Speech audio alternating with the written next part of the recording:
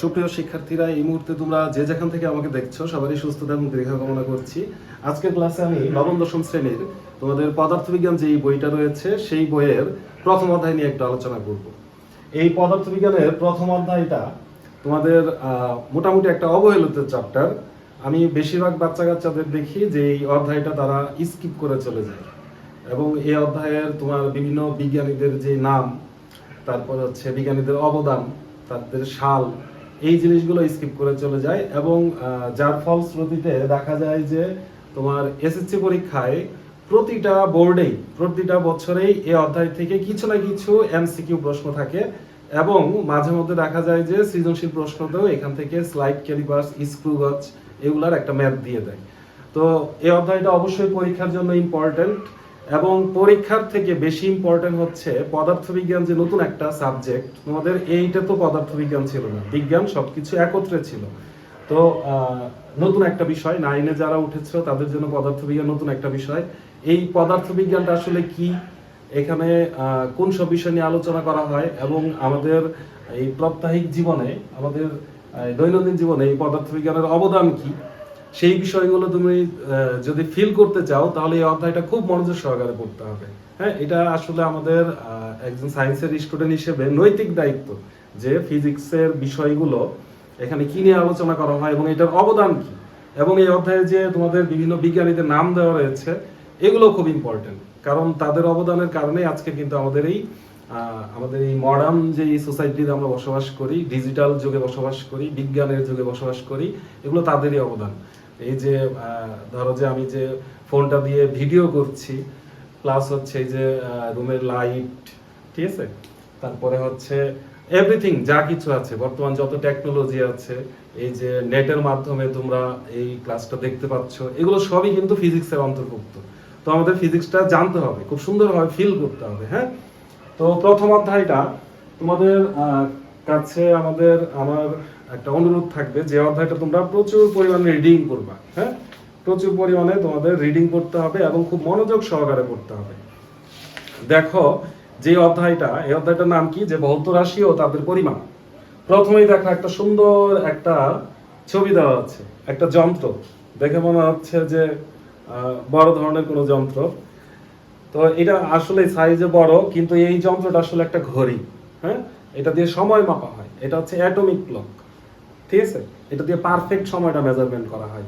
এই atomic clock এটা কিভাবে কাজ করে এটা ডিটেলস এখানে দেওয়া নাই, তবে এই অ্যাটমিক ক্লকে তোমাদের কিসের উপর ভিত্তি করে সময়টা মাপা হয় সেটা আমি একটু দেখিয়ে দেই। সেটা হচ্ছে তোমাদের সিজিয়াম, একটা পরমাণু আছে সিজিয়াম, সিজিয়াম।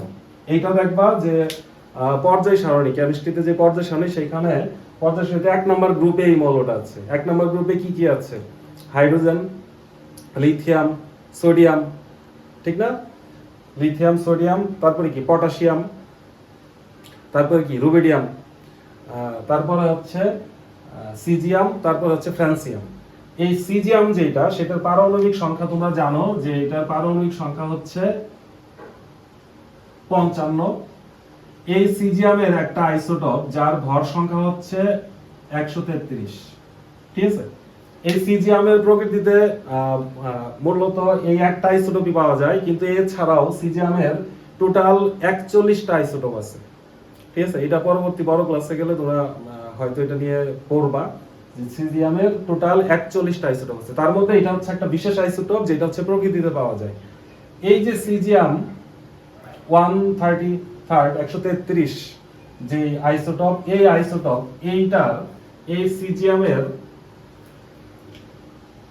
এই সিজিয়াম পরমাণুটা হচ্ছে তোমাদের 900, একটা বড় সংখ্যা মনে রাখতে হবে, 919 কোটি, তারপরে হচ্ছে 26 লক্ষ, 919 কোটি 26 লক্ষ 31,770 এতটি স্পন্দন দেয়, ঠিক আছে। এতটি স্পন্দন দেয়। এই স্পন্দন দিতে তার টোটাল সময় লাগে হচ্ছে মাত্র 1 সেকেন্ড, ঠিক আছে। এই সিজিয়াম 133 যে আইসোটোপ, সেটার 919 কোটি 26 লক্ষ 31,770টি স্পন্দন দিবে মাত্র 1 সেকেন্ড সময়ে। তাহলে একটা সিজিএম পরমাণু সেটা এতগুলো স্পন্দন কাউন্ট করা হয়। অ্যাটমিক ক্লকে মূলত এই কাজটাই করা হয়। অ্যাটমিক ক্লকের ভিতরে সিজিএম যে পরমাণু থাকে সে যখন 919,26,31,770টি স্পন্দন দেয় তখন সেই ঘড়িতে 1 সেকেন্ড সময় কাউন্ট হয়। বুঝতে পারছো? অনেক বিশাল একটা সংখ্যা। এটা মনে রাখতেও পারো, মুখস্থ করতে পারো। তবে মনোযোগ সহকারে পড়লে এগুলো মনে থাকবে। এমসিকিউতে যখন অপশন দেওয়া থাকবে তুমি দেখা মাত্রই পারবা। ঠিক আছে? আচ্ছা, এই অধ্যায়ে প্রথমেই তোমাদের যেই বিষয়টা জানতে হবে সেটা হচ্ছে পদার্থবিজ্ঞানের সংজ্ঞা। পদার্থবিজ্ঞান আসলে কি? পদার্থবিজ্ঞান কাকে বলে? হ্যাঁ, পদার্থবিজ্ঞানের সংজ্ঞাটা এই অধ্যায়ে প্রথমেই দেওয়া আছে যে পদার্থবিজ্ঞান হচ্ছে বিজ্ঞানের এমন একটা শাখা যেখানে তুমি পদার্থ এবং শক্তি নিয়ে জানতে পারবা বা এটা নিয়ে আলোচনা করা হবে। ঠিক আছে? পদার্থবিজ্ঞান হচ্ছে বিজ্ঞানের এমন একটা শাখা যেখানে পদার্থ এবং শক্তি এবং এই দুইটার মধ্যে মিথস্ক্রিয়া, একটা থেকে আরেকটায় ট্রান্সফার, একটার সাথে আরেকটা সম্পর্ক, বিজ্ঞানের যে শাখায় আলোচনা করা হয় সেটা হচ্ছে পদার্থবিজ্ঞান।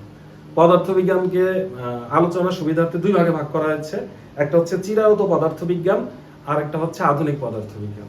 চিরায়ত পদার্থবিজ্ঞানের যে বিষয়গুলো সেগুলোই তোমার বইয়ের চ্যাপ্টার ওয়াইজ দেওয়া আছে। দেখবা যে বল দেওয়া আছে, তাহলে বল বিজ্ঞান সেটা হচ্ছে চিরায়ত পদার্থবিজ্ঞানের একটা অংশ। আলোক বিজ্ঞান সেটা হচ্ছে চিরায়ত পদার্থবিজ্ঞানের একটা অংশ। তাপ বিজ্ঞান, ঠিক আছে, তারপরে হচ্ছে তোমাদের বিদ্যুৎ সম্পর্কিত যেই বিজ্ঞান, ঠিক আছে, এই সবগুলো হচ্ছে তোমাদের চিরায়ত পদার্থবিজ্ঞানের অংশ। কারণ আধুনিক পদার্থবিজ্ঞান কি? আধুনিক পদার্থবিজ্ঞান বলতে বোঝায় তোমার আপেক্ষিকতার যে বিষয়টা, আইনস্টাইনের সেই বিখ্যাত যে থিওরি অফ রিলেটিভিটি, তো সেইটার উপর ভিত্তি করে কোয়ান্টাম ফিজিক্স, তারপরে হচ্ছে পারমাণবিক আণবিক যে গবেষণাগুলো করা হয় সেগুলো হচ্ছে আধুনিক পদার্থবিজ্ঞানের অংশ। তারপরে ভিতরে তোমার কণাতত্ত্ব আছে, পার্টিকেল ফিজিক্স, ঠিক আছে, এইগুলো হচ্ছে আধুনিক পদার্থবিজ্ঞান। ঠিক আছে, এখন পদার্থবিজ্ঞান আমরা জানলাম। এখন দেখো যে আমাদের এই অধ্যায়ে এই পদার্থবিজ্ঞানের যে আজকের যে বর্তমানে যে আধুনিক পদার্থবিজ্ঞান সেটার পিছনে যে বিভিন্ন বিজ্ঞানীদের অক্লান্ত পরিশ্রম এবং তাদের যে ত্যাগ, তাদের বিভিন্ন থিওরি যার উপর ভিত্তি করে আজকের এই পদার্থবিজ্ঞান দাঁড়িয়ে আছে, তাদের কথা একটু সংক্ষেপে বলে দেওয়া আছে অধ্যায়ে। এই জিনিসগুলো খুব মনোযোগ সহকারে যদি পড়ো, তোমরা যেভাবে উপন্যাস পড়ো, গল্প পড়ো, এইভাবে যদি পড়ো তাহলে দেখবে এগুলো মনে থাকবে। আর তুমি যদি মুখস্থ করার চেষ্টা করো তাহলে হয়তো মনে থাকবে, কিন্তু কিছুদিন পরে তুমি সেটা ভুলে যাবা।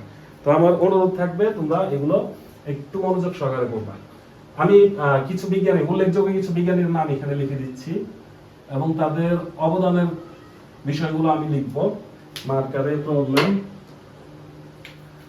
আচ্ছা, প্রথমে সবচেয়ে ইম্পর্টেন্ট যেই ব্যক্তি তার নাম হচ্ছে থেলিস।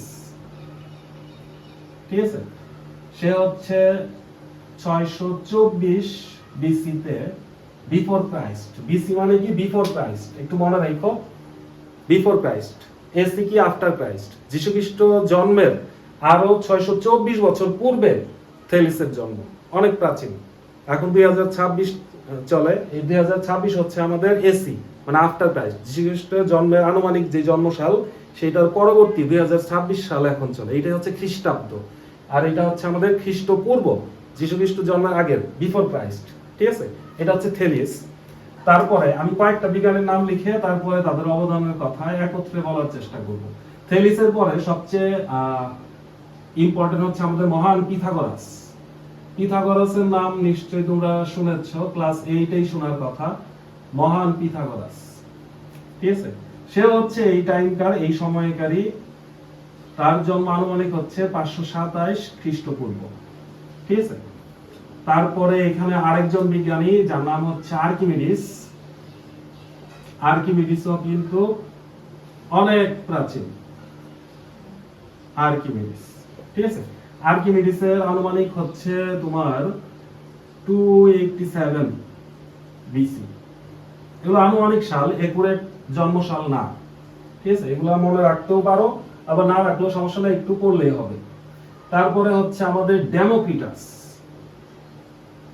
ডেমোক্রিটাসের নাম তোমরা কেমিস্ট্রিতে পাবা, ডেমোক্রিটাস রসায়নে পাবা, রসায়নে তার অবদান খুব বেশি। ঠিক আছে, ডেমোক্রিটাস তারটাও হচ্ছে আমাদের অনেক পুরাতন,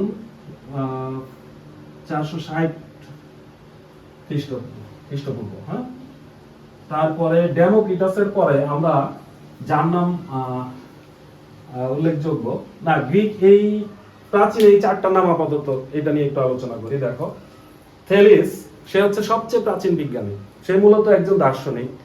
তো থেলিসই সর্বপ্রথম বলে যে যুক্তি তর্ক ছাড়া কোনো কিছু বিশ্বাস করা যাবে না, এবং বিজ্ঞানের ভিত্তি কিন্তু এটা। বিজ্ঞানে তুমি একটা থিওরি, নতুন একটা থিওরি আবিষ্কার করবা বা কোনো কিছু বলবা যেটা আমি আবিষ্কার করলাম বললেই কিন্তু হবে না, সেটা যুক্তি তর্ক এবং প্রমাণ দিয়ে ম্যাথমেটিক্যালি প্রুফ করে তোমাকে দেখাইতে হবে। তারপরেই ধরে নেওয়া হবে যে তুমি এটা আবিষ্কার করেছো বা নতুন একটা কিছু তুমি সঠিক ইনফরমেশন এনেছো। তো থেলিসই সর্বপ্রথম বলে যে যুক্তি তর্ক ছাড়া কোনো কিছু বিশ্বাস করা যাবে না, আধ্যাত্মিক কোনো কিছু বিশ্বাস করা যাবে না। এটা হচ্ছে থেলিসের কাজ। হ্যাঁ, তো থেলিস হচ্ছে প্রাচীন বিজ্ঞানী। তারপরে আমাদের মহান পিথাগোরাস গণিতে কতটা ইম্পর্টেন্ট সেটা তোমরা জানো। পিথাগোরাসের উপপাদ্য বলেছো যে সমকোণী ত্রিভুজের সমকোণের বিপরীত বাহুর উপর অঙ্কিত বর্গক্ষেত্রের ক্ষেত্রফল অপর দুই বাহুর উপর অঙ্কিত বর্গক্ষেত্রের ক্ষেত্রফলের সমষ্টি সমান। হ্যাঁ, পড়েছো না? তো পিথাগোরাস হচ্ছে সবকিছুকে সংখ্যা দিয়ে ব্যাখ্যা করতেন। তিনি জগতের সবকিছুকে সংখ্যা হিসেবে চিন্তা করতেন, যে জগতে যত সৃষ্টি আছে তার পিছনে কোনো না কোনো সংখ্যা আছে। ঠিক আছে, সে একজন মহান দার্শনিক এবং সে কিন্তু একটা ধর্মেরও প্রচারক, তার অনুসারী আছে অনেক। হ্যাঁ, প্রাচীন গ্রীসে তার অনেক অনুসারী ছিল। ঠিক আছে, তাকে অনেকেই তোমার সূর্যের দেবতাদের পুত্র বলতো। ঠিক আছে, এটা মিথোলজি, এটা হতে পারে নাও হতে পারে। তারপরে দেখো, পিথাগোরাসের পরে কে? আর্কিমিডিস, মহান আর্কিমিডিস। এই আর্কিমিডিস কিন্তু ওনার সম্পর্কে আরো তোমরা জানতে পারবা পরবর্তী, যখন আমরা একটা বস্তু পানিতে ভাসবে কি ডুববে, এইটা কিন্তু সে প্রথম এটা নিয়ে তার থিওরি আছে। প্লবতা, ঠিক আছে, ঊর্ধ্বমুখী লব্ধি বল বা প্লবতা, বস্তু কতটুকু ওজন হারাবে সেটা সে প্রথম নির্ণয় করে দেখায়। এবং কত আগে চিন্তা করে দেখছো, আজকে থেকে প্রায় 2600, 2700, 28, প্রায় 3000 বছর পূর্বে সে এটা আবিষ্কার করে। এই আর্কিমিডিসের একটা খুব সুন্দর গল্প আছে। সে হচ্ছে যখন প্লবতা আবিষ্কার করে তখন ইউরেকা বলে সে দৌড় দিয়ে চলে গিয়েছিল বাথটব থেকে উঠে। তো আর্কিমিডিসের আরেকটা আবিষ্কার আছে, সে হচ্ছে তোমার অবতল দর্পণ মানে আয়না, অবতল দর্পণ দিয়ে সূর্যের যে আলো, সে আলোকে পুঞ্জীভূত করে একটা জায়গায় কেন্দ্রীভূত করে সেখানে আগুন ধরিয়ে দেওয়ার একটা টেকনিক সে আবিষ্কার করেছিল। এবং সে এই টেকনিকটা যুদ্ধে ব্যবহার করত। তাদের ওই সময়কার যে যুদ্ধ, আরেকটা যুদ্ধ জাহাজ, সেই যুদ্ধ জাহাজে সে হচ্ছে এই টেকনিক অ্যাপ্লাই করে আয়না দিয়ে ওই যুদ্ধ জাহাজে আগুন ধরিয়ে দিত। এটা একটু বাজে ছিল, বিধ্বংসী ব্যাপারটা। তো ডেমোক্রিটাস, উনিও অনেক মহান, কেমিস্ট্রিতে তার অবদান অনেক, রসায়নে। ডেমোক্রিটাস প্রথমে এই পরমাণু সমূহর যে অবিভাজ্য অ্যাটম, এই শব্দটা উনি নিয়ে আসে, যে পরমাণুকে আর ভাঙা যায় না। ঠিক আছে, পদার্থকে ভাঙতে ভাঙতে একটা নির্দিষ্ট কণা পর্যন্ত যাওয়া যায়, যেটাকে আর ভাঙা যাবে না, ভাঙলে ওই পদার্থ আর ওই পদার্থ থাকবে না। এটা হচ্ছে ডেমোক্রিটাসের সবচেয়ে মূল্যবান আবিষ্কার। ঠিক আছে, তো এই চারটা বিজ্ঞানীর নাম প্রথমে মনে রাখবা, এটা হচ্ছে অনেক প্রাচীন। তারপরে তুমি চলে আসবে আমাদের ভারতবর্ষে দেখো কে কে আছে। সবচেয়ে ইম্পর্টেন্ট আর্যভট্ট,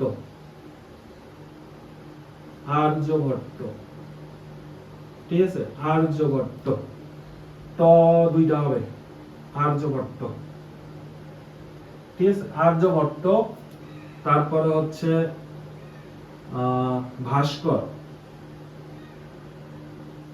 ভাস্কর, আরেকজন হচ্ছে ব্রহ্মগুপ্ত। ঠিক আছে, ব্রহ্মগুপ্ত। এই তিনজন খুবই ইম্পর্টেন্ট ভারতবর্ষের জন্য। এই আর্যভট্ট সেই প্রথম, তার একটা বিখ্যাত লাইন আমি বলি। উনি বলেছিলেন যে স্থানম দশম গুণম। এটা হচ্ছে প্রাচীন বাংলা ভাষা। ঠিক আছে, এটা হচ্ছে তোমার সংস্কৃতের কাছাকাছি, তখন এইভাবে বাংলা বলতো মানুষ। সে বলেছিল যে স্থানম দশম গুণম, মানে স্থানে স্থানে 10 করে গুণ হবে। আমরা এখন যে দশমিক সংখ্যা পদ্ধতি ব্যবহার করি না, ধরো যে দশমিক সংখ্যা পদ্ধতি কেমন, যে 1 2 4 এরকম 124। এখানে কি হয়, এই 4 এর ভ্যালু কত? 4 এর ভ্যালু হচ্ছে 4 গুণ 1 সমান হচ্ছে 4। এই 2 এর ভ্যালু কত? 2 এর ভ্যালু হচ্ছে 2 গুণ 10 20, এই 2 কিন্তু 2 না 20। তারপরে এই 1 এর ভ্যালু কত, এটা হচ্ছে শতক স্থানীয় অঙ্ক, তাহলে 100 দিয়ে গুণ করতে হয় 100। আলটিমেটলি তুমি যোগ করে কি পাচ্ছ 124। তো আমাদের বর্তমানে যে দশমিক সংখ্যা পদ্ধতি সেটা আসলে তারই আবিষ্কার আর্যভট্ট, মহান বিজ্ঞানী, মহান গণিতবিদ, এবং ওনার জন্ম কিন্তু আমাদের এই ভারতবর্ষে। উনি, তারপর হচ্ছে ভাস্কর, ব্রহ্মগুপ্ত, এদের মধ্যে ভাস্কর, আর্যভট্ট এরা শূন্য নিয়ে অনেক গবেষণা করেছেন, শূন্যকে সংখ্যার মর্যাদা দেওয়ার চেষ্টা করেছেন তারা দুইজন, ঠিক আছে। এবং শূন্যটা যে কতটা ইম্পর্টেন্ট এটা আমাদের দশমিক সংখ্যা পদ্ধতি নিয়ে যখন আমরা কাজ করি তখন বুঝি, ঠিক আছে। দশমিক সংখ্যা পদ্ধতিতে শূন্য খুবই ইম্পর্টেন্ট, তো তারা শূন্য নিয়ে কাজ করেছেন, বুঝা গেছে। তো এটা গেল আর্যভট্ট। তারপর আমি এটা একটু মুছে দিই কারণ আমাদের বোর্ডে জায়গা লাগবে, আমাদের আরো অনেক বিজ্ঞানীর নাম আছে এই চ্যাপ্টারে, হ্যাঁ। আর্যভট্ট, তারপরে দেখো, তারপরে তুমি চলে আসবা একজন খুবই গুরুত্বপূর্ণ বিজ্ঞানী, অ্যারাবিক সায়েন্টিস্ট, সেটাকে মুসা আল খোয়ারিজমি, ঠিক আছে। মুসা আল খোয়ারিজমি, ঠিক আছে। বানান ভুল হইতে পারে, বাংলা নাম বাংলাতে লিখতে গেলে। তো মুসা আল খোয়ারিজমি, তার বিখ্যাত একটা গ্রন্থ রয়েছে যার নাম হচ্ছে আল জাবির, ঠিক আছে। মুসা আল খোয়ারিজমির একটা বিখ্যাত গ্রন্থ সেটা হচ্ছে আল জাবির। তো এই আল জাবির থেকে আসলে অ্যালজেব্রা কথাটা এসেছে। অ্যালজেব্রা তোমরা যেটাকে বীজগণিত হিসেবে জানো, অ্যালজেব্রা, তো অ্যালজেব্রাটা এইখান থেকে এসেছে, তার এই আল জাবির গ্রন্থের নামকরণ থেকে অ্যালজেব্রা এসেছে। তাহলে গণিতে তার অবদান অনেক বেশি মুসা আল খোয়ারিজমির, ঠিক আছে। তারপরে আরো হচ্ছে ইবনে সিনা আছে। ইবনে সিনা হচ্ছে চিকিৎসা বিজ্ঞানের জন্য খুবই ইম্পর্টেন্ট। এখানে ইবনে সিনার এই বইটা, ইবনে সিনার তোমারই নেই, ইবনে সিনার অবদানের কথা উল্লেখ করা হয়তো ভুলে গেছে। তো তারপরে আমরা একজন চীনা বিজ্ঞানীর নাম শুনবো, তার নাম হচ্ছে শেন কুয়ের, ঠিক আছে। শেন কুয়ের যে বিজ্ঞানীটা ছিল,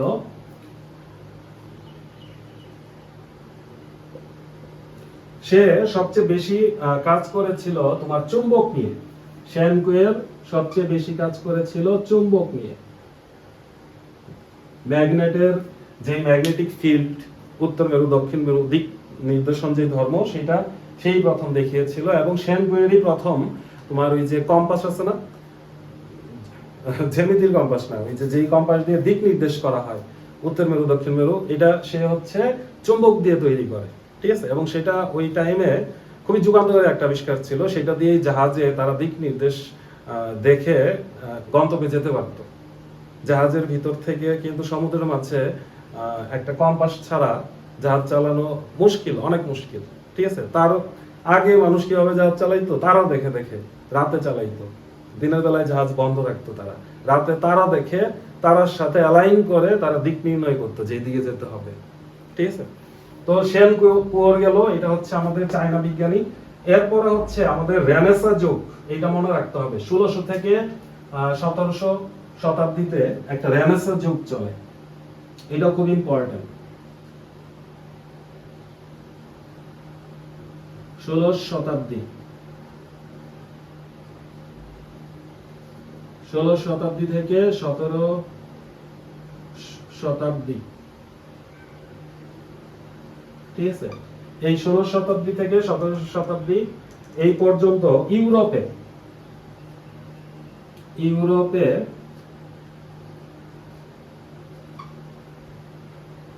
রেনেসা যুগ চলে। রেনেসা, এটা এমসিকিউ এর জন্য খুব ইম্পর্টেন্ট, হ্যাঁ। রেনেসা যুগ,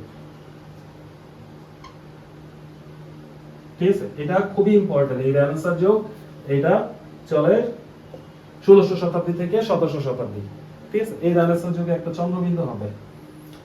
এই রেনেসা যুগটা কি যুগ? এই সময় ইউরোপের সায়েন্টিস্টরা এই বিজ্ঞানের দিক দিয়ে খুবই এগিয়ে যায়, তারা অনেক নতুন নতুন যুগান্তকারী আবিষ্কার নিয়ে আসে, ঠিক আছে। এই জন্য এই যুগটাকে খুবই বিজ্ঞানের যুগ হিসেবে আখ্যায়িত করা হয়। বিজ্ঞানের তখন হচ্ছে উন্নতি ঘটে, এই জন্য এটাকে বলা হয় রেনেসাঁ যুগ, এবং এটা ইউরোপে 1600 শতাব্দী থেকে 1700 শতাব্দী পর্যন্ত। তারপর আমরা এইবার চলে আসি কোপারনিকাস আর গ্যালিলিও সম্পর্কে আমরা একটু ধারণা নিব। কোপারনিকাস কত, এটা 7। 8 নম্বরে চলে আসবে আমাদের আরেকজন মহান বিজ্ঞানীর নাম, যার নাম হচ্ছে কোপারনিকাস। কোপারনিকাস, ঠিক আছে, কোপারনিকাস, কোপারনিকাস, ঠিক আছে। এই কোপারনিকাস সে হচ্ছে 1543 এত সাল, ঠিক আছে। 1543 সালে কোপারনিকাস কি করে, কোপারনিকাস হচ্ছে এই যে সূর্য কেন্দ্রিক আমাদের সৌরজগতে ধারণা দেয় যে আমাদের সূর্যের চারপাশে হচ্ছে পৃথিবী বা অন্যান্য গ্রহ এগুলো যে ঘুরছে, সেই ধারণাটা সৌর মডেল আর কি দেয়। কোপারনিকাস হচ্ছে প্রথম এই সৌর মডেলের ধারণা দেন, খুব ইম্পর্টেন্ট। এর আগে মানুষ বিশ্বাস করত যে পৃথিবী স্থির, সূর্যই পৃথিবীর চারপাশে ঘুরে। তো কোপারনিকাস প্রথমেই সৌর মডেলের ধারণা দেন, সূর্য কেন্দ্রিক যেই মডেল সেটা দেয়। তো কোপারনিকাসের পরে গ্যালিলিও, গ্যালিলিও নাম আমরা নিশ্চয়ই জানি, গ্যালিলিও। এই গ্যালিলিও সে হচ্ছে এই সৌর মডেল নিয়ে কাজ করে।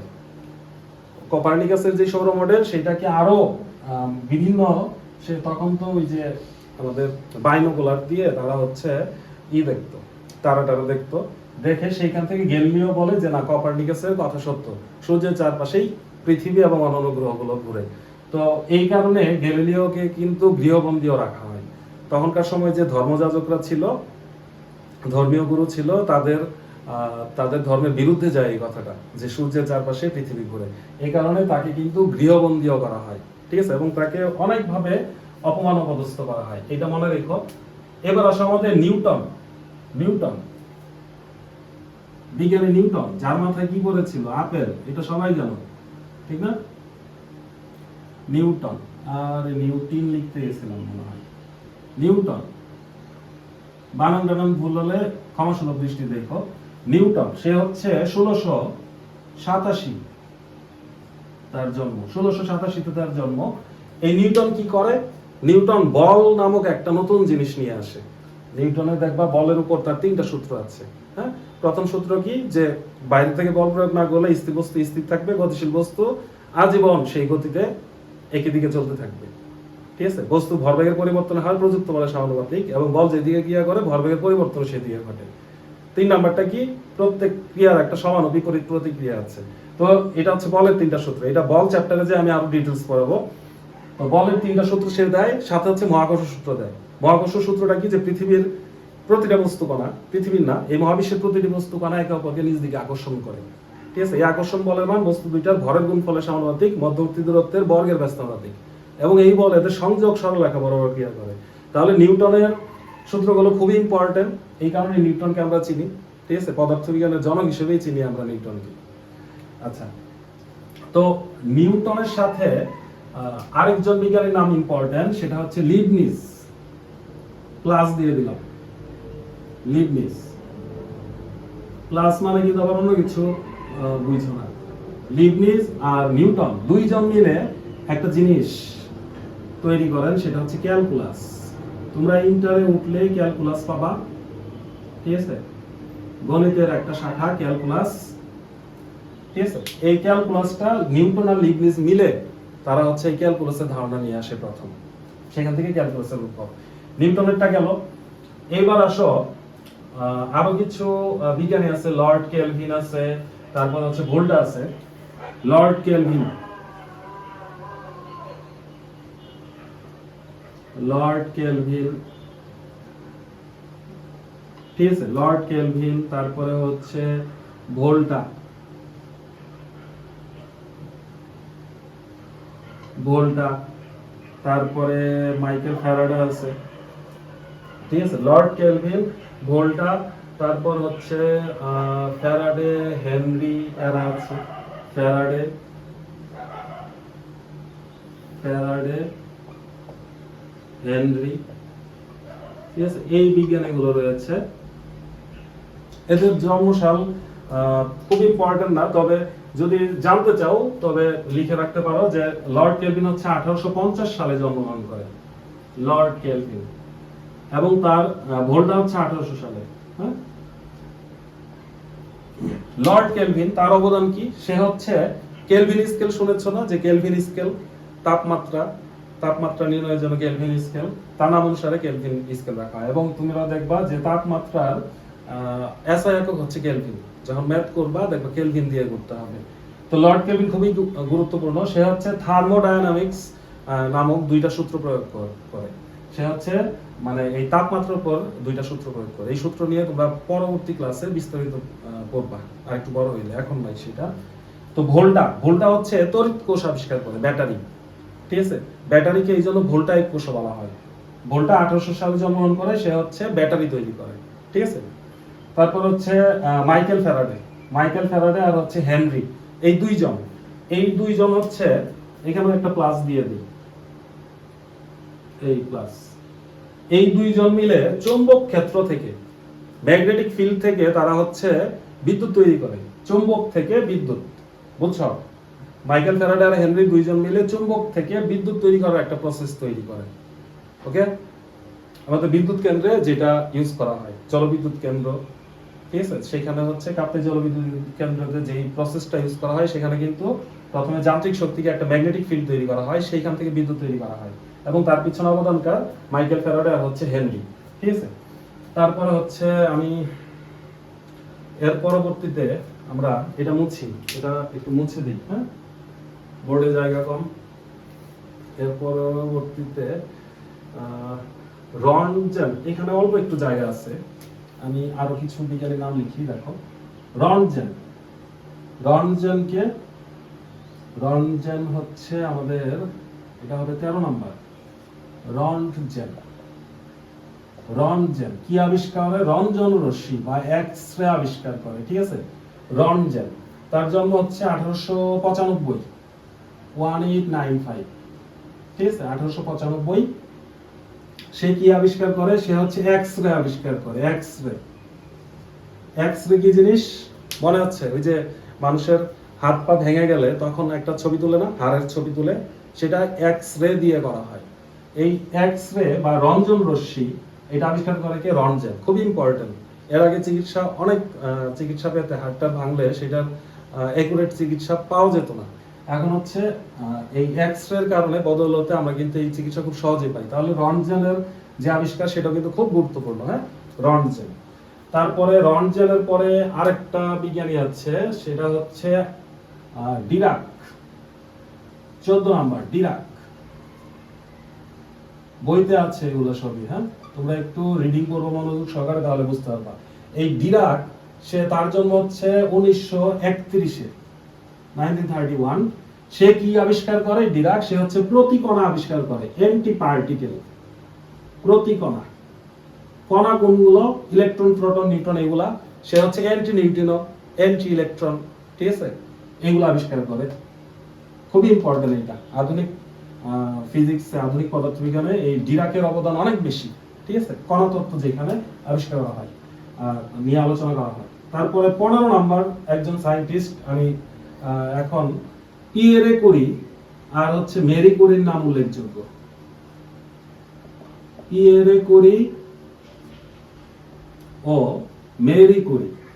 ঠিক আছে, মেরি কুরি, এরা তেজস্ক্রিয়তা আবিষ্কার করে, তেজস্ক্রিয়তা, রেডিয়াম নিয়ে কাজ করে। ঠিক আছে, পিয়েরে কুরি আর হচ্ছে মেরি কুরি, এরা কিন্তু কুরি দম্পতি, এদেরকে কুরি দম্পতিও বলা হয়।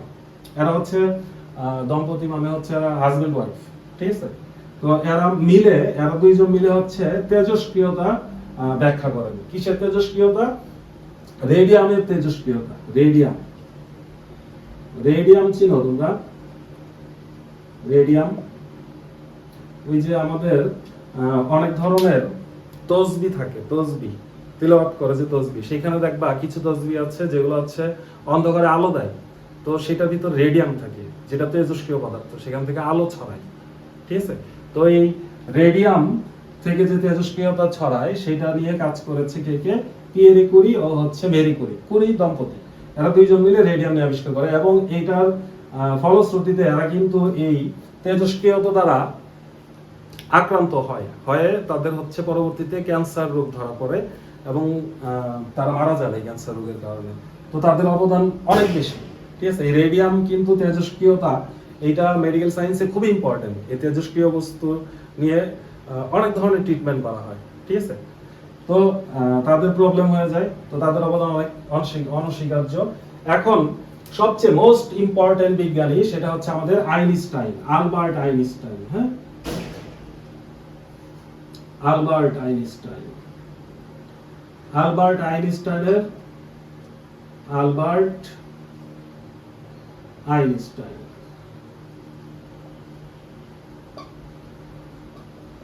আইনস্টাইন যার সবচেয়ে গুরুত্বপূর্ণ আবিষ্কার, আলবার্ট আইনস্টাইনের সবচেয়ে গুরুত্বপূর্ণ আবিষ্কার, আগে তার জন্মসালটা লিখে নেই, তার জন্মসাল হচ্ছে 1905। তার সবচেয়ে গুরুত্বপূর্ণ আবিষ্কার কোনটা? রিলেটিভিটি, ঠিক আছে, আপেক্ষিকতা।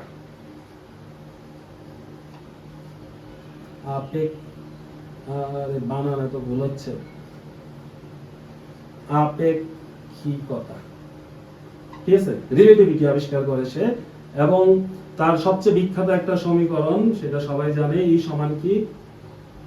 mc স্কয়ার, ঠিক আছে। এই আইনস্টাইন সম্পর্কে বলতে গেলে আসলে খুব কম বলা হয়ে যাবে। আইনস্টাইন হচ্ছে আমাদের আধুনিক পদার্থবিজ্ঞানের জনক।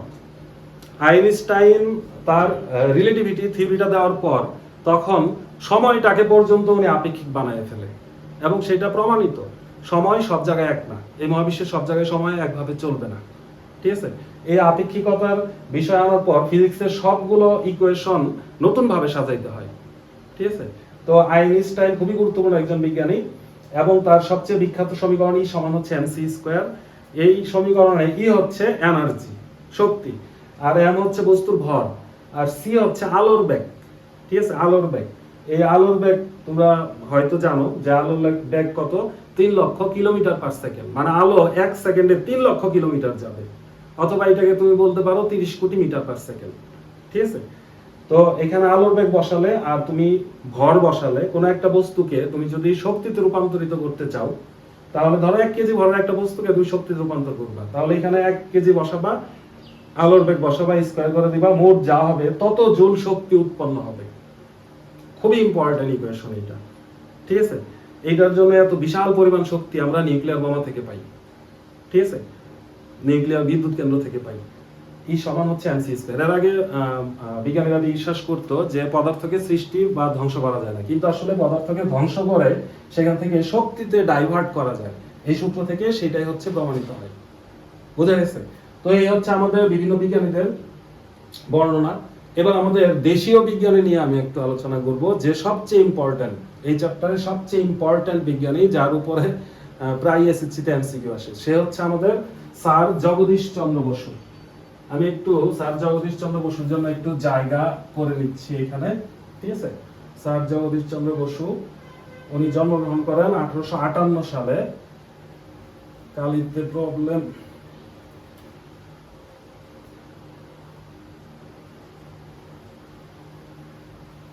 ঠিক আছে, বুঝে নিও, বুঝে দিলাম এখানে। এই মাঝখানে আমরা স্যার জগদীশ চন্দ্র বসু নিয়ে একটু আলোচনা করব। এটা উনি হচ্ছে খুবই ইম্পর্টেন্ট, এই কারণে স্যার জগদীশ চন্দ্র বসু।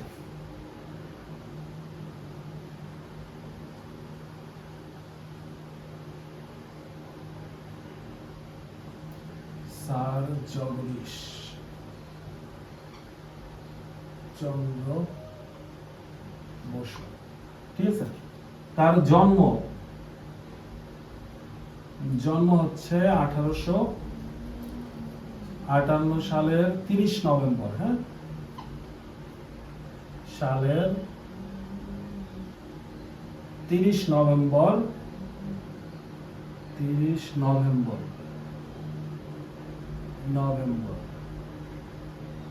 এবং সে কোথায় জন্মগ্রহণ করে? ময়মনসিংহে। এটা ইম্পর্টেন্ট, ময়মনসিংহে জন্মগ্রহণ করে, ময়মনসিংহ, ঠিক আছে। তার জন্ম হচ্ছে 1858 সালের 30 নভেম্বর, এবং সে হচ্ছে ময়মনসিংহে জন্মগ্রহণ করেন। তার পিতার নাম কি? ভগবান চন্দ্র বসু। তার পিতা হচ্ছে ভগবান চন্দ্র বসু, ভগবান চন্দ্র বসু। আর বস্তু লিখতে লিখে ফেলেছিলাম প্রায়। ঠিক আছে, পিতা হচ্ছে ভগবান চন্দ্র বসু। তিনি কি ছিলেন? তিনি ডেপুটি ম্যাজিস্ট্রেট ছিলেন। এবং কোথায়? ফরিদপুর জেলায়। এই ভগবান চন্দ্র বসু তিনি হচ্ছে ডেপুটি ম্যাজিস্ট্রেট ছিলেন। এগুলো মনে রাখতে হবে, ডেপুটি ম্যাজিস্ট্রেট।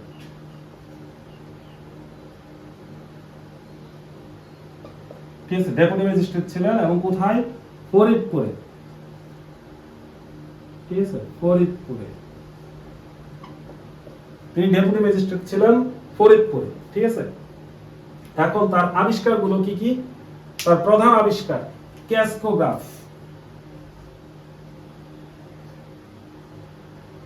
ক্যাসকোগ্রাফ যন্ত্র। ঠিক আছে, এই ক্যাসকোগ্রাফ যন্ত্রটা কি? ক্যাসকোগ্রাফ যন্ত্র দিয়ে মূলত উদ্ভিদের খুব সূক্ষ্ম নড়াচড়া, বৃদ্ধি, এগুলা রেকর্ড করা হতো এই ক্যাসকোগ্রাফ যন্ত্র দিয়ে। এবং স্যার জগদীশ চন্দ্র বসু প্রথম, তিনি কিন্তু পরীক্ষালব্ধ প্রমাণ থেকে পরীক্ষালব্ধ ভাবে একটা সিদ্ধান্ত দেন, সেটা হচ্ছে গাছেরও জীবন আছে। ঠিক আছে, এটা খুবই যুগান্তকারী কিন্তু একটা আবিষ্কার। ক্যাসকোগ্রাফ যন্ত্র দিয়েই উনি হচ্ছে উদ্ভিদের বৃদ্ধি রেকর্ড করতেন, ক্যাসকোগ্রাফ। তারপরে তিনি আরেকটা খুব ইম্পর্টেন্ট জিনিস আবিষ্কার করেছিলেন, সেটা হচ্ছে রেডিও ওয়েভ। ঠিক আছে, রেডিও ওয়েভ।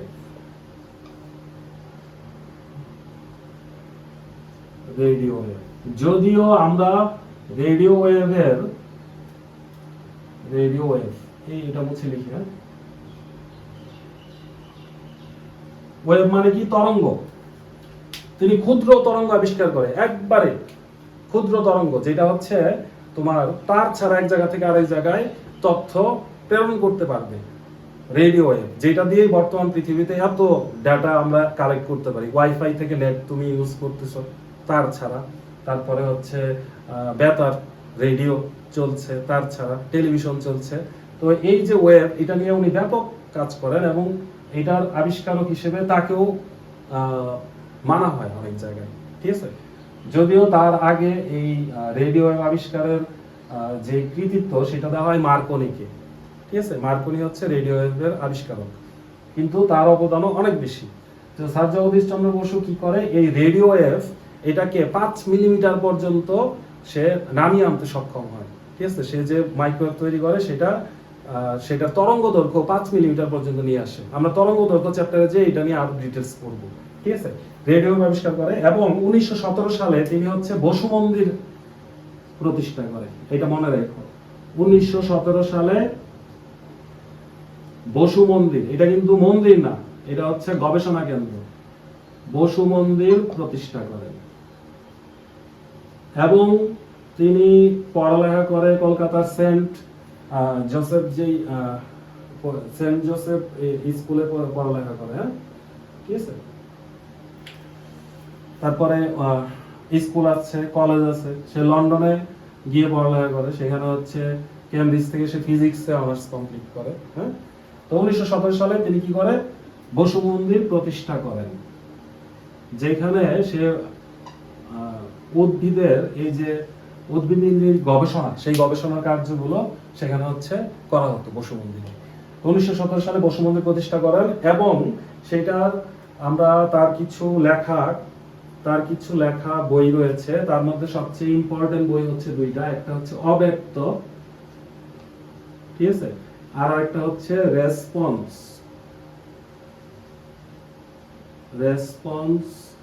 ইন লিভিং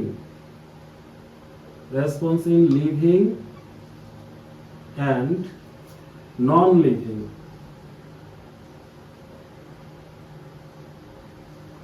ঠিক আছে, খুবই ইম্পর্টেন্ট এটা।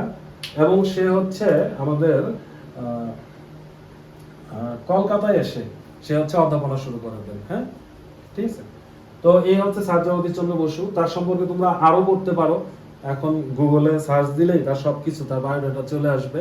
তোমরা একটু ইন্টারেস্ট নিয়ে, একটু গুরুত্ব নিয়ে যদি এই বিজ্ঞানীদের একটু জীবনী পড়ো, তাদের অবদানগুলো পড়ো, তাহলে এই সাল, তারপরে হচ্ছে তাদের অবদান, সে কে কি আবিষ্কার করছে না করছে, এগুলো মনে থাকবে। এগুলো মুখস্থ করার বিষয় না। আর তুমি যদি এরকম মুখস্থ করছো যে থেলি 624, পিথাগোরাস 527, আর্কিমিডিস 227, এভাবে হবে না। এভাবে মুখস্থ করলে সেটা টিকবে না, স্থায়ী হবে না। তুমি একটু মনোযোগ সহকারে, একটু গুরুত্ব দিয়ে, তাদের প্রতি সম্মান রেখে যদি একটু রিডিং করো তাহলে মনে থাকবে। তাহলে আমাদের বিজ্ঞানীদের জীবনী এই পর্যন্তই আলোচনা। এরপর আমরা অন্য কিছুতে চলে যাই। এখন আসো যে এই অধ্যায়ের নামটা কি, যে রাশি, ভৌত রাশি এবং তার পরিমাপ। রাশি কি জিনিস? রাশি হচ্ছে তুমি যা মাপতে পারবা তাই হচ্ছে রাশি। রাশির সংজ্ঞা এইটা, যে যা মাপা যায় তাকে রাশি বলে। ঠিক আছে? তাহলে কি মাপা যায়? ধরো আমার ভর তুমি মাপতে পারবা, আজকের তাপমাত্রা তুমি মাপতে পারবা। ঠিক আছে? তাপমাত্রা মাপতে পারবা না, আজকে তো অনেক গরম, ধরো আজকের তাপমাত্রা হচ্ছে 36 ডিগ্রি সেলসিয়াস, এই যে মাপলা, তাহলে তাপমাত্রা একটা রাশি। তারপরে বিদ্যুৎ, বিদ্যুৎ তুমি মাপতে পারবা, যে কত এম্পিয়ার বিদ্যুৎ খরচ হচ্ছে, এটা মাপতে পারবা, তাহলে বিদ্যুৎ পরিমাপ করতে পারবা, দেখে বিদ্যুৎ হচ্ছে একটা রাশি। তাহলে রাশি ছাড়া কি আছে যেটা মাপা যায় না? রাশি ছাড়া কি মাপা যায় না? এই দুঃখ, কষ্ট, যে অনুভূতিগুলা, ভালোবাসা, আবেগ, ঠিক আছে, এই জিনিসগুলো তুমি মাপতে পারবা না। এগুলো আছে কিন্তু মাপতে পারবা না, এগুলো রাশি না, এগুলো ফিজিক্সের আলোচনার বিষয় না। তোমার কতটুকু দুঃখ, আমার কতটুকু দুঃখ, এটা নিয়ে ফিজিক্স আলোচনা করে না। ঠিক আছে? যেটা মাপতে পারবে, তোমার ভর কত, আমার ভর কত, এইগুলো নিয়ে ফিজিক্স আলোচনা করে। তো আমরা তাহলে যেগুলো মাপা যায় সেগুলোকে রাশি বলে। এই রাশির মধ্যে কিছু আছে ভৌত রাশি। ভৌত রাশি কি জিনিস? যেগুলার ফিজিক্যাল কোয়ান্টিটি আছে, ফিজিক্যাল একটা অস্তিত্ব আছে। এই যে একটু আগে বললাম যে আমার ভর, এটার একটা ফিজিক্যাল কোয়ান্টিটি আছে। ঠিক আছে? এই জন্য এগুলাকে বলা হয় ভৌত রাশি।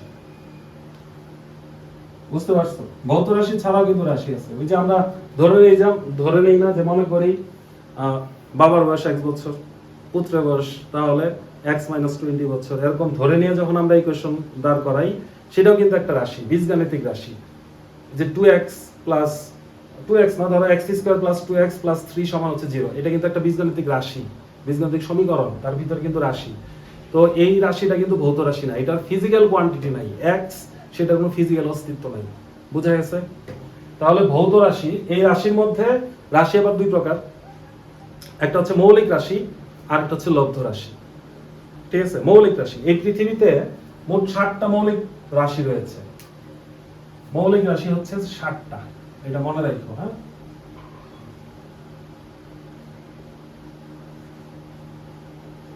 মৌলিক রাশি, মৌলিক রাশি হচ্ছে 60টা। কি কি? একটা হচ্ছে দৈর্ঘ্য, 2 নাম্বার হচ্ছে ভর, দৈর্ঘ্য ভর। 3 নাম্বার হচ্ছে সময়। ঠিক আছে? সময়। 4 কি? তাপমাত্রা, দৈর্ঘ্য ভর সময় তাপমাত্রা। তারপরে 5 হচ্ছে বিদ্যুৎ, বিদ্যুৎ প্রবাহ বা তড়িৎ প্রবাহ। ঠিক আছে? একই জিনিস। 6 কি? পদার্থের পরিমাণ,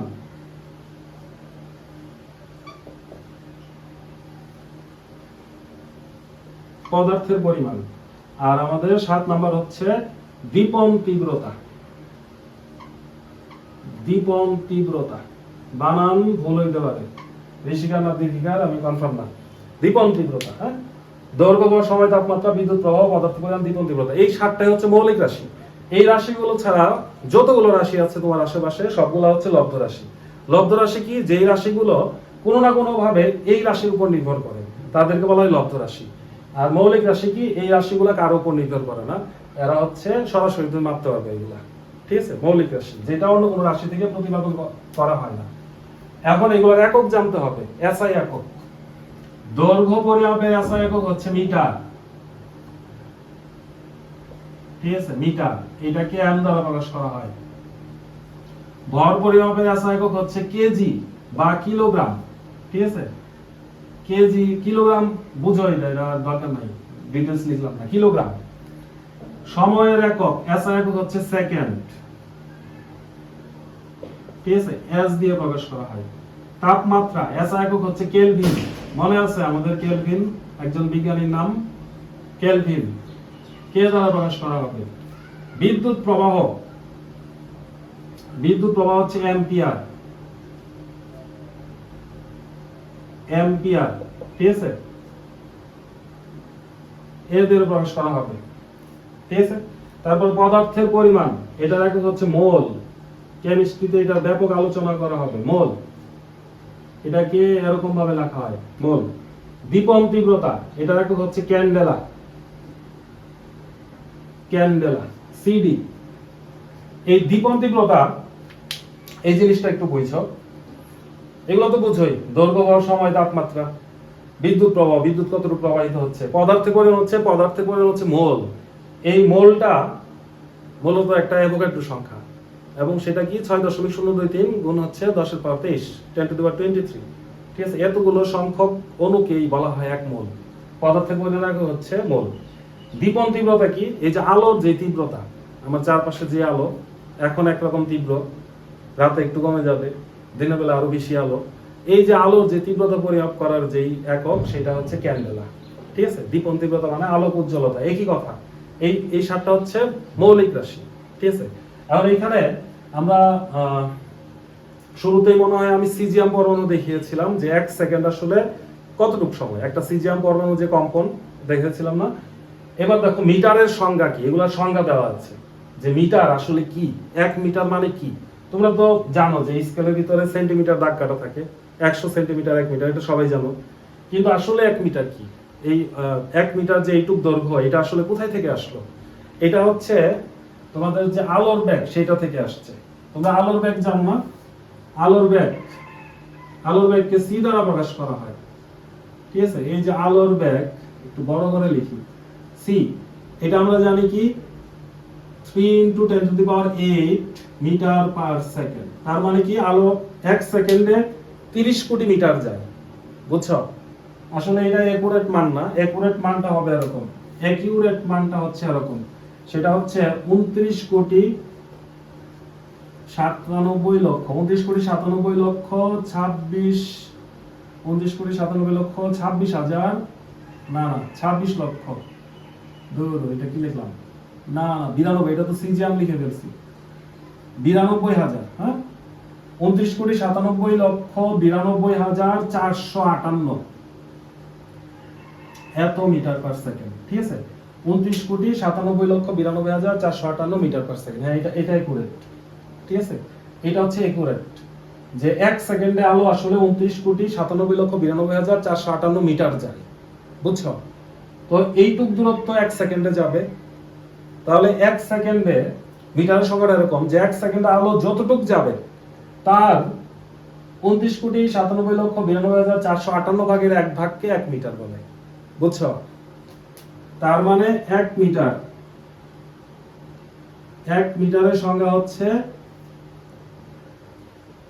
যে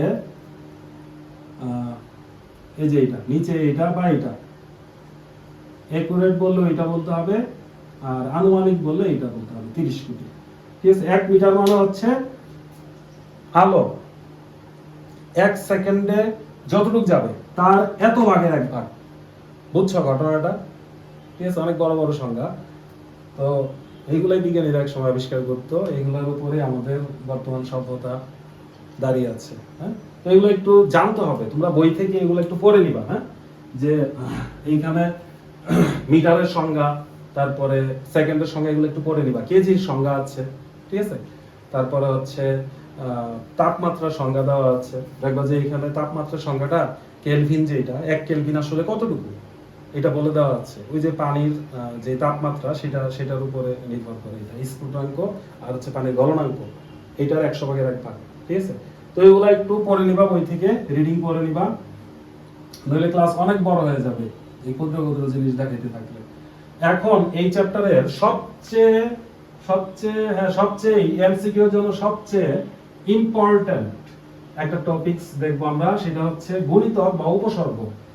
তোমরা যেহেতু এই চ্যাপ্টারে পরিমাপ নিয়ে কাজ করবা, আমরা হচ্ছে গুণিতক বা উপসর্গ নিয়ে একটু কাজ করব। এটা থেকে খুবই এমসিকিউ আসে, প্রতিবার আসে, ঠিক আছে।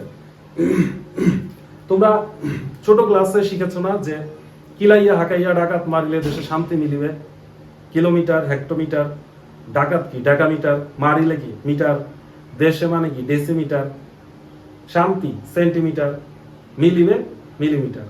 তো এরকম একক গুণিতক আকারে 10 গুণ করে হয় না, এই জিনিসটা নিশ্চয়ই পারো তোমরা। এটা নিয়ে আমি আর বিস্তারিত আলোচনা করব না। তোমরা কিলোমিটার থেকে মিলিমিটার পর্যন্ত কিন্তু ট্রান্সফার করতে পারো।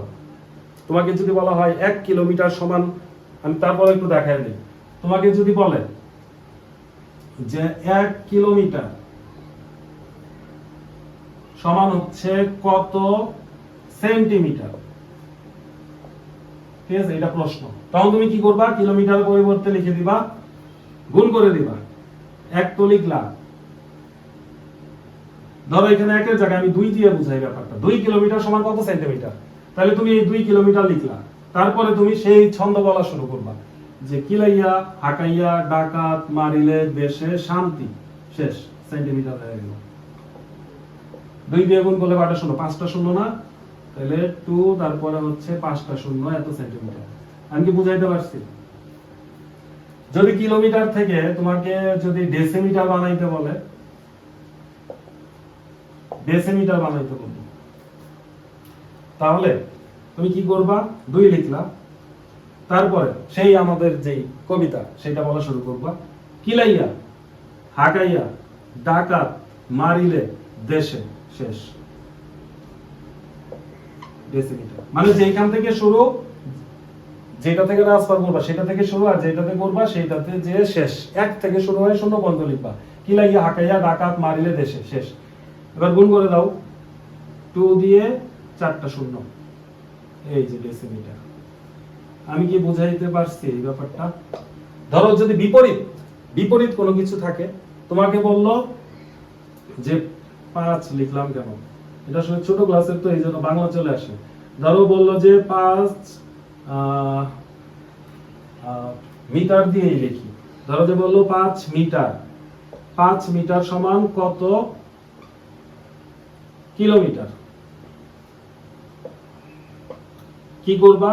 এবার ভাগ করবা। আগে তো গুণ করছো, এবার করবা ভাগ, কারণ ছোট থেকে বড়তে যাচ্ছি, ভাগ করতে হবে। ছোট থেকে বড়তে গেলে ভাগ, বড় থেকে ছোটতে গেলে গুণ। তাহলে কি লিখবা? সেই আগের মতোই কবিতা, কিলোমিটার থেকে মিটার লিখবা, কিন্তু ভাগ আকারে। কি লিখবা? কিলাইয়া হাকাইয়া ডাকাত মারিলে, শেষ।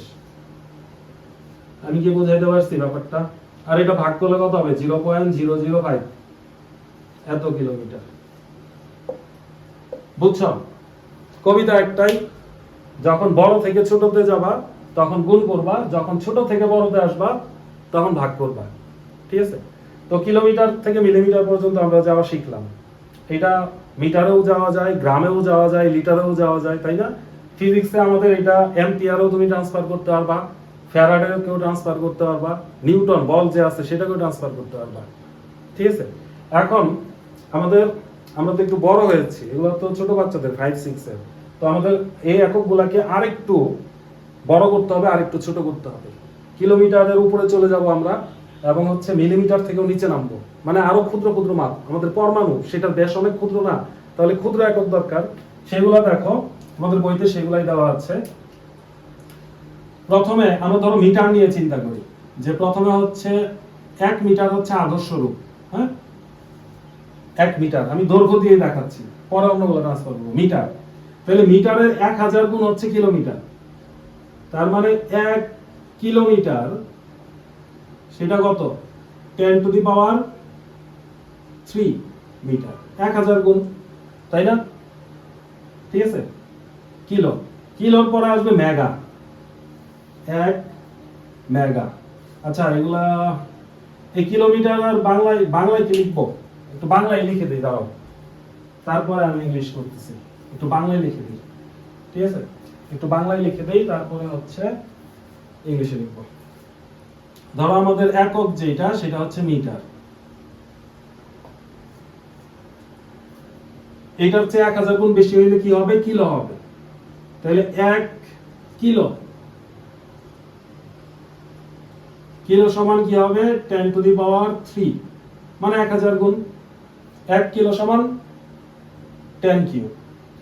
কিলোর চেয়ে 1000 গুণ কি হবে? মেগা হবে। তাহলে 1 মেগা।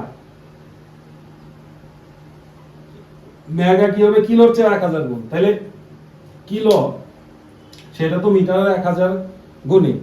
তাহলে মেগা থেকে যদি তুমি মিটারে যাইতে চাও, তাহলে 1000 গুণ 1000, তার মানে কি 10 টু দি পাওয়ার 6 না? তার মানে 1 মেগা, যদি বলে 1 মেগা ওয়াট, তাইলে কি হবে? এটা ওয়াট নিয়েও চিন্তা করতে হবে। মিটার আসলে আমি এমনি বসাইছি, এখানে মিটার হইতে পারে, ওয়াট হইতে পারে, ঠিক আছে,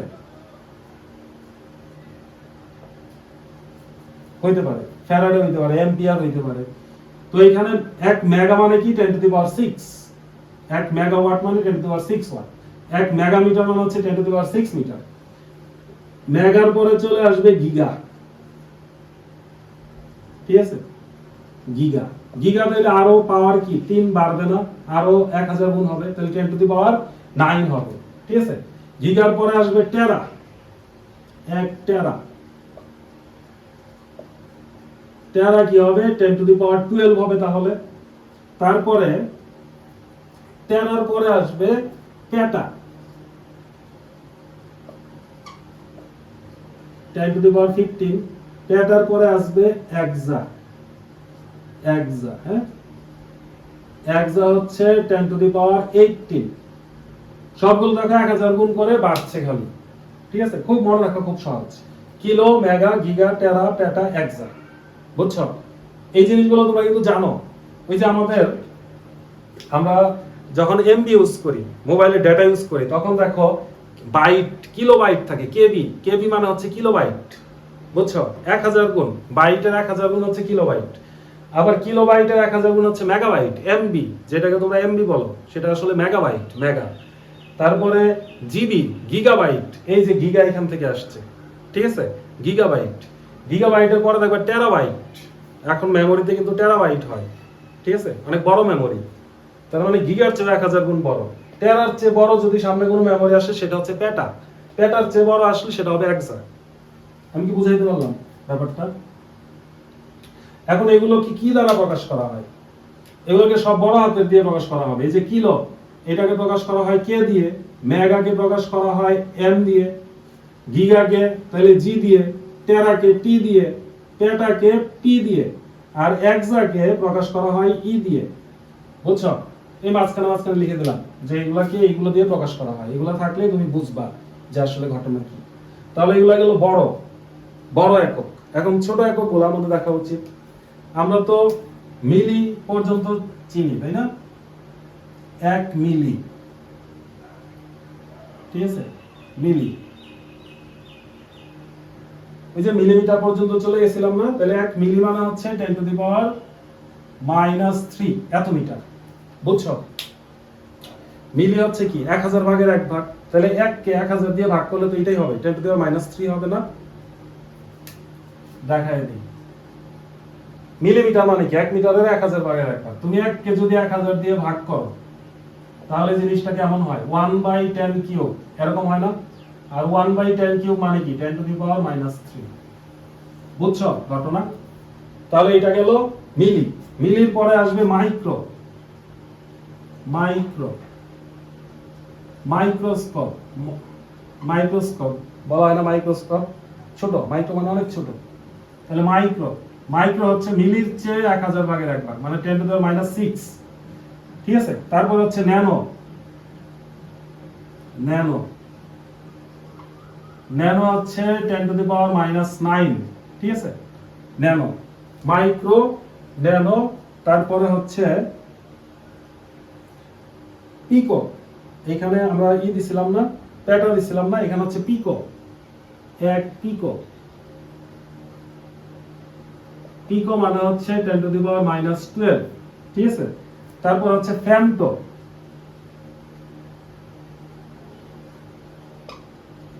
ফ্যামটো হচ্ছে 10 টু দি পাওয়ার -15।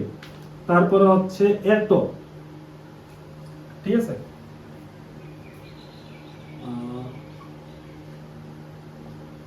এটো 10 টু দি পাওয়ার হচ্ছে -18, বুঝছো? এগুলো হচ্ছে ছোট একক।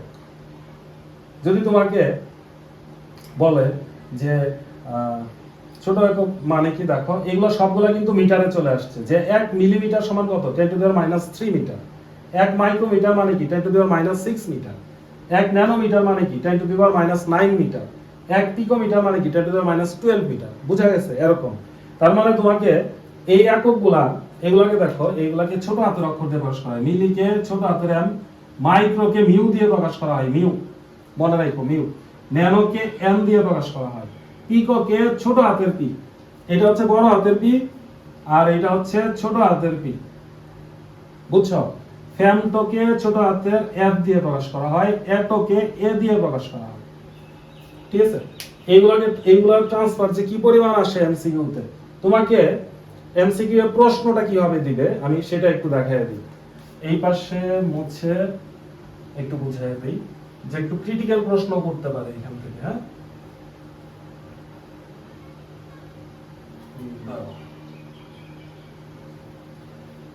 একটু ক্রিটিক্যাল প্রশ্ন কেমন হইতে পারে? ধরো তোমাকে বললো যে 1 মাইক্রোমিটার, ঠিক আছে, মাইক্রোমিটার দিছে, 1 মাইক্রোমিটার সমান হচ্ছে কত মিটার যদি দেয় সেটা তো তুমি পারবা। অথবা বললো যে কত, কোথায় যাব, ধরো যে মেগামিটার, মেগাতে বলতে বললো যে কত মেগামিটার।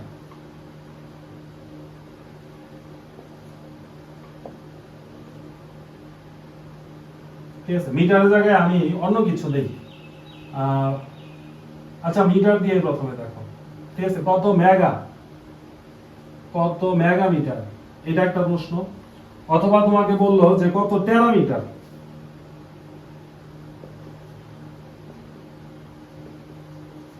কিভাবে তুমি ট্রান্সফার করবা? মাইক্রো থেকে মিটার যদি বানাও, এখানে তো দেওয়া আছে 10⁻⁶ না, তাহলে মাইক্রো থেকে তুমি মিটার বানানো খুব সহজ। প্রথমটা এখানে করে দিই, 1 মাইক্রোমিটার সমান কত লিখবা দিলে 10⁻⁶ মিটার, কাজ শেষ। এইবার তুমি কত মেগামিটার যদি প্রশ্ন আসে, মেগামিটার দেখো, তাহলে মাইক্রোমিটার থেকে তো মিটার বানাইছো, মিটার থেকে যদি আবার মেগামিটার বানাইতে যাও তাহলে কি করতে হবে? আবারও ভাগ করতে হবে না? মিটারের চেয়ে তো মেগামিটার অনেক বড়, এবং কত দিয়ে ভাগ করতে হবে? 10⁻⁶ দিয়ে ভাগ করতে হবে। তাহলে এইটাকে তুমি যদি 10⁻⁶ দিয়ে ভাগ করো, তাহলে যেটা পাবা সেটা হচ্ছে আমাদের মেগা। কনফিউশন হবে দেখে আমি বারবার বাংলা লিখছি, মেগা মিটার। বুঝছো ঘটনা? ছোট থেকে বড়তে যাচ্ছি, তাহলে ভাগ করতে হবে, ওই যে কিলাই আঘাত মারিলে ওরকম। তাহলে যদি ভাগ করো, পাওয়ার কি বিয়োগ হয়ে যাবে না? 10⁻⁶ সেটা থেকে আবার কি হবে? -6 হবে, এত মেগামিটার। তার মানে 10⁻⁻12 মেগামিটার। এখানে মিটারের জায়গায় ফ্যারাডে থাকতে পারে, অ্যাম্পিয়ার থাকতে পারে, হ্যাঁ, যেটাই থাকুক, প্রসেসে কি। আবার ধরো বলছে কত টেরা, তাহলে প্রথমে তো তুমি মিটারে গেছো, মিটার থেকে টেরাতে যাবা, টেরা মানে কি 10⁻12 দিয়ে ভাগ করতে হবে। তাহলে এটা এই পাশে করাই দেই, নীলকালিতে করাই, 10⁻⁻6 ভাগ করতে হবে কত দিয়ে? 10⁻12 দিয়ে, এত টেরা, টিএম লিখি, ভাগ করলে কি পাওয়ার বিয়োগ না? তাহলে কত হবে? 10⁻⁻18 টেরামিটার। বুঝছো? এই ধরনের ক্রিটিক্যাল এমসিকিউ আসে, প্রায় আসে বোর্ড পরীক্ষায়। আশা করছি যে পারবা। ধরো আরেকটা সহজ প্রশ্ন আমি দিয়ে দেই, তোমাকে বললো 1 এক্সা, এইভাবে সংকেত দিয়ে দিল যে 1 এক্সা মিটারই দিল, মিটার দিল, 1 এক্সা মিটার সমান হচ্ছে কত অ্যাটোমিটার, এই যে এম দিয়ে দিল। বুঝছো? 1 এক্সোমিটার থেকে অ্যাটোমিটারে যেতে হবে। এবার দেখো কি করবা তুমি। প্রথমে অ্যাটোমিটার, এটা আমি ডাইরেক্ট লিখে দিই, দেখো এক্সামিটার থেকে তুমি যদি মিটারে যাইতে চাও তাহলে কত? 10⁻18 দিয়ে গুণ করতে হবে না? বড় থেকে ছোটতে যাচ্ছ, তাহলে 10⁻18 লিখলা, তাহলে কি কি হয়ে গেল? এটা কিন্তু মিটার হয়ে গেল, এত মিটার কিন্তু হয়ে গেছে অলরেডি। এই মিটারকে আবার কি বানাবা? অ্যাটোমিটার বানাবা না? অ্যাটোমিটার মানে কিন্তু একবারে ক্ষুদ্র, তার মানে বড় থেকে ক্ষুদ্রতে যাচ্ছ, আবারও গুণ করতে হবে না? বুঝছো?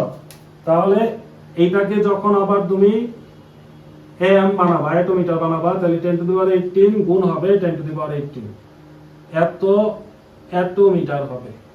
তাহলে এটা কত হয়, গুণ করলে পাওয়ার যোগ হবে 10 টু দি পাওয়ার, তাহলে কত হবে 36 অ্যাটোমিটার। খুব ইম্পর্টেন্ট বিষয়টা খুব ইম্পর্টেন্ট, এইটা থেকে এইটা চলে আসবে।